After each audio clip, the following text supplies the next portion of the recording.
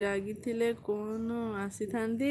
ନାଇଁ ମତେ ଫିଲ୍ ହେଲା କି ତମକୁ ତମେ ଖରାପ ଲାଗିଛି, ତମେ ରାଗି ତ ନେଇପାର ମତେ, କିନ୍ତୁ ତମକୁ ଖରାପ ଲାଗିଲା ଏଇଥିପାଇଁ କି ମୁଁ ମେସେଜ କଲି ଫେର ବି ଦିଦି ଦେଖିଲେ ନାହିଁ ବୋଲି। ଆଉ ସରି ଭଉଣୀ, ମୁଁ ଆକ୍ଚୁଆଲି ମାନେ ଅନ୍ୟ ମନସ୍କ ଲାଗି ଦେଖିନି ପାରିଲି ହେଲା।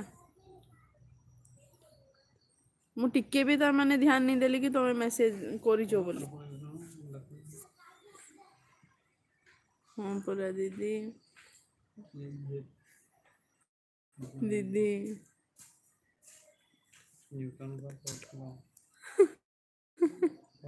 হ্যাঁ দিদি, ହଁ ନ୍ୟୁଟନଙ୍କର ଫୋର୍ଥ ଲ। ଓହୋ ସେମାନେ ହେନ୍ତା କହୁଛନ୍ତି। ଆମର ଜିତୁ ଭାଇ କିସ ମାନେ କିସ କହନ୍ତି କି ସେଇଟାକୁ କିସ କରିବାରଟା ଯେନ୍ ବୈଜ୍ଞାନିକ ମାନେ ଯୋଉଟା କରନ୍ତି, ଗବେଷଣା କରୁଛନ୍ତି। ଯିଏ ଜିତୁ ଭାଇ ଧୋକା ଦେଲା କି ବୋଧେ ପ୍ରତିଭା ଭଉଣୀ ସେଇଆ ହେଇଛି, ନହେଲେ ମୋର ଜିତୁ ଭାଇ ଆଜି ଖାଲି ଜିଏଫ୍ ଜିଏଫ୍ କାହିଁ କହୁଛନ୍ତି। ହଉ ଦିଦି କିଛି ଭାବିନି, ବହୁତ ଖୁସି ଲାଗିଲା ପ୍ରତିଭା ଭଉଣୀ ତମର କମେଣ୍ଟ ଟା ପଢିକି। ମୁଁ 2 ଦିନ ହେଲାନି ଖାଲି ତମର ଯାହା ମେସେଜ ଯାଉଛି ସବୁଠି ସରି ସରି ଲେଖି ଲେଖି ଯାଉଛେ। ପ୍ରତିଭା ଦି ମୁଁ ସବୁ ନା ନାଇଁ କୁହ, ହଁ ହଁ ସହର ପ୍ରତିଭା ଭଉଣୀ କହିପାରିବେ। ସେମାନେ ଆମର ଲେକ୍ଚର ଲୋକମାନେ ଟିକେ ମାନେ ଷ୍ଟୁଡେଣ୍ଟ ମାନଙ୍କୁ ସବୁ ପ୍ରକାର ଧ୍ୟାନରେ ରଖନ୍ତି ନା, ସେଇଥିପାଇଁ କେତେ ସତ୍ୟାସତ୍ୟ ଅଛି ସେ କଥାରେ କୁହ। ଜିତୁ ଭାଇଙ୍କ ସପୋର୍ଟ ମେସେଜ ଦିଦି ଆଉ ମସ୍ତି ମସ୍ତି ଆସିବନି, ନାଇଁ ଏ ଯେ ଧୋକା ଧୋକା ଆସିବ ଭାଇ। ଜିଏଫଟା ଟିକେ କୁହ, ହଁ ହଁ ଜିଏଫଟା ଟିକେ କୁହ, ନେମ୍ କୁହ। ସ୍ୱାସ୍ଥ୍ୟ ପାଇଁ ହାନିକାରକ ଆମର ଜିତୁ ଭାଇଙ୍କ ସପୋର୍ଟ ମେସେଜ ନେମ୍ କଣ? ନେମ୍ ଟା ଟିକେ କହିଦିଅ ଆମେ ଟିକେ ଶୁଣିମୁ। ତାପରେ ଆସିଲେ ଡିଏଚ ଭଉଣୀ ହାଏ ଗୁଡ ଇଭିନିଂ ଡିଏଚ ଭଉଣୀ। ତମେ ରାତି 10 କରିଦେଇକିରି ଆମକୁ ବହୁତ କଷ୍ଟ ଦଉଛ। ନା ଆମେ ଆସିପାରୁଛୁ ନା ଯାଇପାରୁଛୁ ସେ ଟାଇମରେ। ଡିଏଚ ଭଉଣୀ କେମିତି ଅଛ? ମୁଁ ତ ସରି କହିବି ତମର ଲାଗି ପହଞ୍ଚିନି ପାରବାର ତମର ଏଲବି କୁ। ଜାଣିପାରୁଛ ତମେ ଏଲବି ଆସୁଛ, ଫେର ବି ମୁଁ ଯାଇନି ବାରବାର ଆଉ। କେମିତି ଅଛ ଡିଏଚ ଭଉଣୀ? ବାବୁ କେମିତି ଅଛି? ହ୍ୟାଲୋ ଡିଏଚ ଦିଦି କହିଲେ ପ୍ରତିଭା ଭଉଣୀ। ଡିଏଚ ଦିଦି ନମସ୍କାର କହୁଛନ୍ତି। ମୋର ନା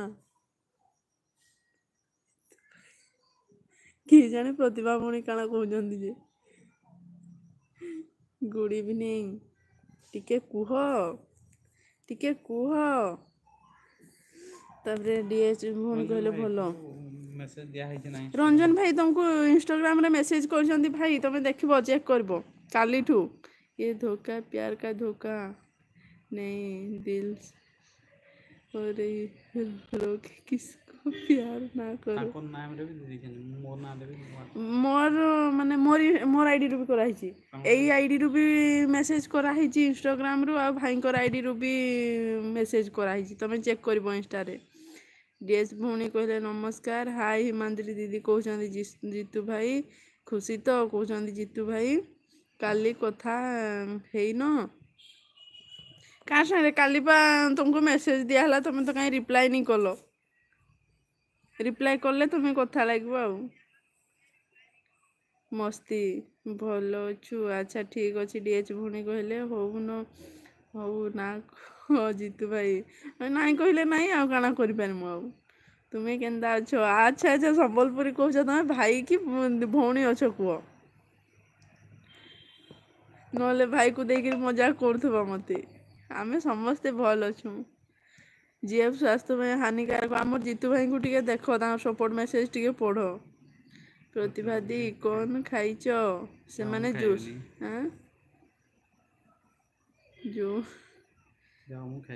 ଖାଇବିନି ସେମାନେ ରାଗିଗଲେ। ପ୍ରତିଭା ଦି ରାଗିଗଲେ। ଜିତୁ ଭାଇ ଦେଖ ଟିକେ ନାଁ ଟା ନି କହିଲା ଆଉ। ଦୀପା ଦି ଜାଣିଛନ୍ତି ଦିଦି? ହଁ ଭାଇ ପୁଅ କାଣା କି? ଦୀପା ଦି ପଚାର। ନାଇଁ ଭାଇ ମୁଁ ହେଲେ କେମିତି ଜାଣିବି? ମତେ ବି ତ ତମେ ନି କହିନା। ମୋରି କଥାଟା ରିପ୍ଲାଏ ଦିଅ। ହଁ ହଁ ଠିକ କହିଛ। ଆଗ ପ୍ରତିଭା ଭଉଣୀଙ୍କର କଥାଟାକୁ ରିପ୍ଲାଏ ଦିଅ ତାପରେ ଯାହା କଥା।